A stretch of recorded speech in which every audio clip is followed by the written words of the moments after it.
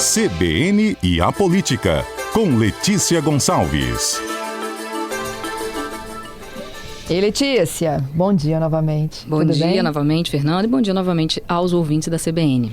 Lula volta ao Espírito Santo, pelo menos tem uma agenda, né? Prevista para esta quinta-feira. Isso, tem uma agenda prevista com a presença do presidente da República, Luiz Inácio Lula da Silva, em Aracruz, quinta-feira, depois de amanhã. É um evento, na verdade, do Ministério da Cultura. O que está confirmado mesmo, ou mais confirmado ainda, é a presença da ministra da Cultura, Margareth Menezes.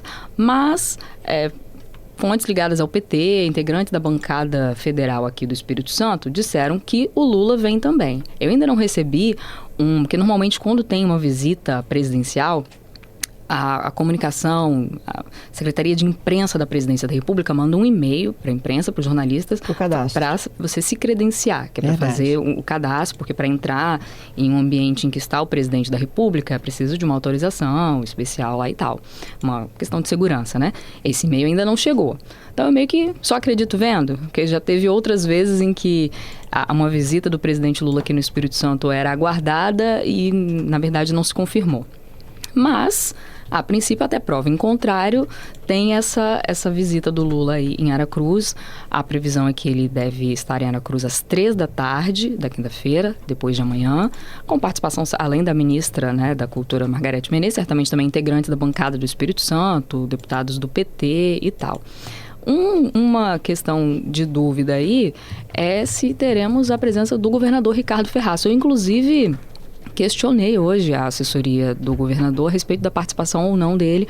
O que me responderam por enquanto apenas é que o Palácio Anchieta ainda não recebeu exatamente o itinerário, a agenda certinha do Lula aqui, quais são os horários exatos do que ele vai fazer. Não recebeu isso oficialmente.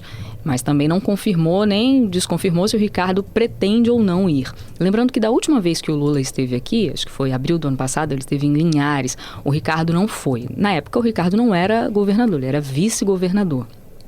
E quem foi o então governador Renato Casagrande. O Casagrande e o Ricardo, embora sejam aliadíssimos, aliás, né?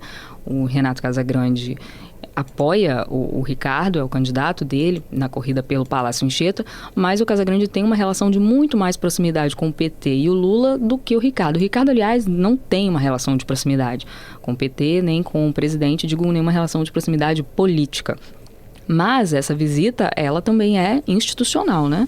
E institucionalmente é de praxe que governadores participem de agendas de presidentes da República.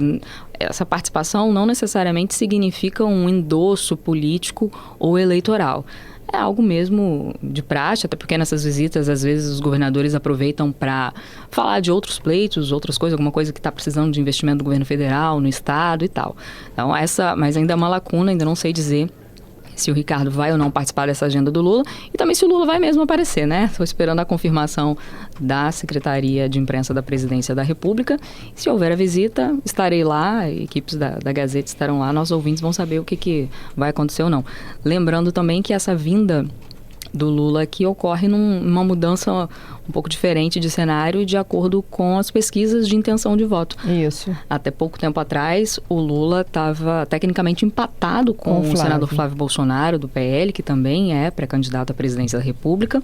Mas agora, depois da divulgação de áudios aí, de diálogos trocados entre o Flávio Bolsonaro e o Vorcaro, o banqueiro Vorcaro, que está preso e tal, os áudios, obviamente, são de antes da prisão, o Flávio perdeu pontos nas pesquisas de intenção de voto. Hoje, inclusive, foi divulgada uma pesquisa Atlas que mostra o Lula à frente do Flávio. Lula com 48,9% das intenções de voto e o Flávio com 41,8% das intenções de voto. Pesquisa, como sempre eu gosto de frisar, é um retrato do momento, né?